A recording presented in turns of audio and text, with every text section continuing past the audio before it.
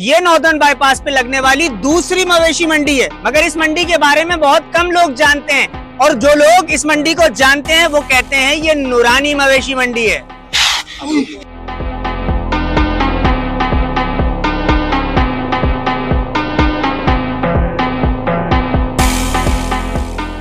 मेरे उल्टे और सीधे हाथ के ऊपर आप देख सकते हैं भरपूर जानवर खड़ा हुआ है। हर कैटेगरी का यहाँ आपको जानवर मिल जाएगा, हाई फाई भी और दरमियाना भी। अब जैसे मैंने एक व्यापारी से रेट लिए हैं कि जानवर खड़ा हुआ है, इसकी फाइनल कह रहा है व्यापारी कि मैं ये 1.5 लाख रुपए में दूंगा और फैसला आपने करना है कि ये रेट सही है या गलत है।